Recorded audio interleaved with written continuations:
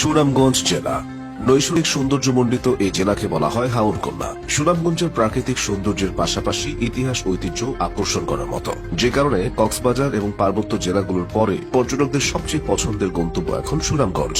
ভ্রমণ পিপাসুদের মধ্যে টাঙ্গুয়ার হাওরের নাম শোনেননি এমন মানুষ খুব কমই আছেন। এটি সুনামগঞ্জ জেলায় অবস্থিত দেশের দ্বিতীয় বৃহত্তম মিঠা পানির জলাভূমি। সীমান্তবর্তী মেঘালয় পাহাড়ের পাদদেশের সুনামগঞ্জ জেলায় রয়েছে মুক্তি সংগ্রামের স্মৃতি বিজড়িত নানা স্থান। বৈষ্ণব কবি রাধারমন, মরমী কবি হাসান রাজা, জ্ঞানের সাগর দূরবীন শাহ, বাউল সম্রাট শাহ আব্দুল করিম সহ অসংখ্য সাধকের জন্মস্থান হাওর অঞ্চলের এই জেলা। সুনামগঞ্জে রয়েছে দেশের অনেক প্রাচীন শিক্ষা প্রতিষ্ঠান। জেলার প্রথম হাই স্কুল সরকারি জুবিলি উচ্চ বিদ্যালয় প্রতিষ্ঠিত হয় 1887 সালে সুনামগঞ্জ সদর উপজেলায়। দ্বিতীয় হাই স্কুল দিরাই উচ্চ বিদ্যালয় প্রতিষ্ঠিত হয় 1915 সালে দিরাই উপজেলায়। তৃতীয় হাই স্কুল ব্রজনাথ উচ্চ বিদ্যালয় প্রতিষ্ঠিত হয় 1919 সালে জগন্নাথপুর উপজেলার পাইলগাঁওয়ে। 1944 সালে এই জেলায় প্রতিষ্ঠিত হয় সুনামগঞ্জ সরকারি কলেজ। জেলার প্রথম ইসলামী শিক্ষা প্রতিষ্ঠান সৈয়দপুর এমই মাদ্রাসা, বর্তমানে যেটি সৈয়দপুর সৈয়দিয়া শামসিয়া ফাজিল মাদ্রাসা, প্রতিষ্ঠিত হয় 1903 সালে। সুনামগঞ্জের অন্যতম শ্রেষ্ঠ শিক্ষা প্রতিষ্ঠান সরকারি সতীশচন্দ্র উচ্চ বিদ্যালয় প্রতিষ্ঠিত হয়েছিল 1940 সালে। সুনামগঞ্জের অর্থনীতি মূলত কৃষি নির্ভর। জেলার 12টি উপজেলায় বিস্তৃত 137টি ছোট বড় হাওর নিয়ে গড়ে উঠেছে ভাটি এলাকা। 2022-2023 সালে সুনামগঞ্জে 3.5 কোটি টাকার ধান, 5.5 কোটি টাকার মাছ এবং 1300 কোটি টাকার সবজি উৎপাদন হয়েছে। প্রাচীনকাল থেকে বহু ভাষাভাষী জাতি, বর্ণ ও ধর্ম নিয়ে বেড়ে উঠেছে সুনামগঞ্জ। পৌরাণিক যুগে প্রাচীন কামরূপ বা প্রাগজ্যোতিষপুর রাজ্যের অন্তর্ভুক্ত ছিল এই অঞ্চল। বর্তমান সুনামগঞ্জ জেলা একসময় বনগাঁও নামে পরিচিত ছিল। পরবর্তীতে সুনামদি নামক এক মোগল সিপাহীর নামানুসারে সুনামগঞ্জের নামকরণ করা হয়েছিল বলে জানা যায়। কথিত আছে সুনামদি নামক ওই মোগল সৈন্যের কোন বিরচিত কৃতিত্বের জন্য সম্রাট তাকে এখানে কিছু ভূমি পুরস্কার হিসেবে দান করেছিল। দানস্বরূপ প্রাপ্ত সেই ভূমিতে তারই নামে সুনামগঞ্জ বাজারটি স্থাপিত হয়েছিল।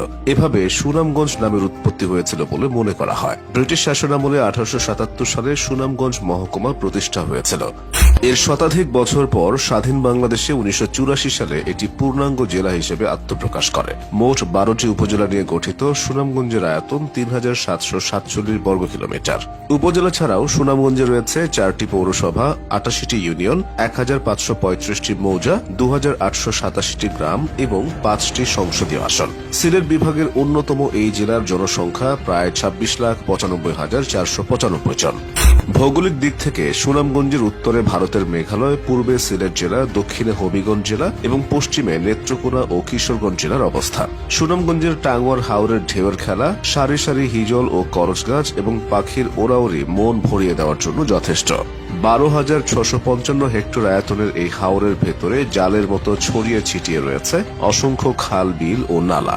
বর্ষায় সব মিলেমিশে একাকার হয়ে যায়, তখন হাওর রূপ নেয় সায়রে। টাঙ্গুয়ার হাওর ছাড়াও এই জেলায় রয়েছে অসংখ্য আকর্ষণীয় স্থান। এগুলোর মধ্যে অন্যতম হল টেকের ঘাট চুনা পাথর খনি, নীলাদ্রি লেক, শিমুল বাগান, বারিক টিলা, জাদুকাটা নদী, লাউয়ের গড় ও হাসান রাজার বাড়ি। সুনামগঞ্জ জেলা আসলে বর্ণনার জন্য নয়, উপভোগের জন্য।